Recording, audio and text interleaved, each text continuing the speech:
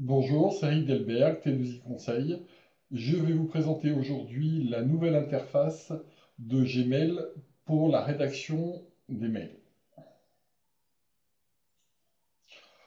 Tout d'abord, la nouvelle interface, pour pouvoir l'activer, il va falloir que lors de la création d'un nouveau message, vous cliquiez sur Essayer le nouvel environnement, nouveau message. Une fois que vous aurez cliqué sur ce lien, ce nouvel écran s'affiche, vous donne 3 informations sur le fonctionnement et nous allons regarder ce fonctionnement beaucoup plus en détail. Donc, la différence entre l'ancienne et la nouvelle version, c'est déjà que je suis multi-fenêtre. Cela veut dire que je peux très bien avoir, par exemple ici, un mail d'ouvert, un mail de Microsoft, par exemple, et je peux ici rédiger mon mail, prendre des éléments sur ce mail-ci, par exemple. Je vais prendre ici la fin du document, récupérer du document, du CTRL-C, et je vais pouvoir insérer ça facilement dans mon email. Revenons sur la partie proprement dite de la rédaction du mail et les différences. Première chose, la zone A.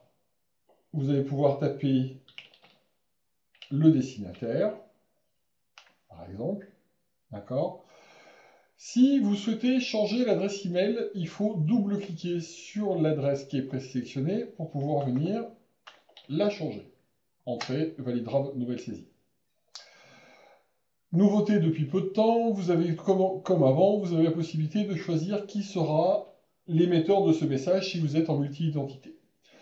Vous voyez tout de suite dans la nouvelle interface que les champs copie et copie cachée n'apparaissent plus. En fait, ils sont à droite, il suffit de cliquer dessus. Et ici, vous pouvez charger et mettre une personne en copie. Pareil pour le CCI, c'est rigoureusement le même principe. Voilà, ensuite on va trouver la zone objet. Là, pas de changement. D'accord. Ici, la zone de texte, pouvoir venir insérer du texte et faire sa saisie habituelle. Dans l'ancienne interface, vous aviez en haut tout ce qui est la notion de présentation du document. Il va falloir s'habituer un petit peu. Maintenant, ces notions se trouvent en bas. Donc, on va regarder un petit peu cette partie basse maintenant. Donc ici, on va trouver la corbeille pour supprimer le brouillon. La notion QML est enregistrée en temps réel, mais ça, il n'y a pas vraiment de changement là-dessus. Ici, le bouton envoyer, mais qu'on ne va pas utiliser tout de suite. Et ici, tout ce qui est de la mise en forme. Un clic sur le bouton développe le menu de mise en forme. Et par exemple, ici, je vais pouvoir dire que c'est en gras. Possibilité comme avant de pouvoir changer la police, pouvoir changer la taille du texte, l'italique, le souligner, la couleur du texte, les listes numériques, les listes à puce et le format du texte. Et ici, bien sûr, pour la suppression de la mise en forme. Je rappelle, par exemple, ici j'ai un texte qui est mis en forme, je vais cliquer ici, suppression de la mise en forme, et mon texte retrouve son aspect normal. L'autre point important à voir aussi, c'est qu'au fur et à mesure que je descends dans mon mail, je ne descends plus, en fait, c'est pour l'instant, c'est l'écran qui remonte jusqu'à ce qu'il arrive au sommet. Et à ce moment-là, il arrête de monter. On a une meilleure visibilité lors de la rédaction du mail des éléments qui sont à l'intérieur. Ici, j'ai trouvé la notion de pièce jointe. Vous noterez que le menu ici se développe au-dessus, et par contre, le menu pièce jointe se développe par la droite. Ici, je vais pouvoir insérer des photos. Ici, je vais pouvoir insérer un lien. Et ici, je vais pouvoir insérer une invitation à un rendez-vous. Nous allons insérer une invitation à un rendez-vous. Ça ne marche toujours pas. L'insertion d'une photo, elle fonctionne bien à partir du poste de travail, quelque chose de très classique. Et pour l'instant, l'insertion... Donc voilà, sur un mail classique, j'ai plus qu'à cliquer sur envoyer, mon mail est parti. Vous me direz où sont passées les autres fonctions. En fait, sur la partie droite ici, on va retrouver la notion des réponses standardisées, avec le même principe, insérer, enregistrer ou supprimer une réponse standardisée, la possibilité d'attribuer des libellés au moment de la rédaction, le format texte brut, l'impression et la vérification orthographique du document. Il ne reste plus qu'à envoyer ce mail. Je vais profiter pour créer un nouveau message, et cette nouvelle interface me permet, suivant la résolution de mon écran, de pouvoir écrire 2 mails en même temps. C'est l'un des intérêts de cette nouvelle interface, mais par contre ça permet de commencer la rédaction d'un mail et de poursuivre la rédaction d'un autre mail. L'intérêt est là. Ici, pas de changement. Comme vous connaissez déjà, le glisser-déplacer fonctionne parfaitement. On peut noter une différence entre la nouvelle version et l'ancienne version sur le glisser-déplacer.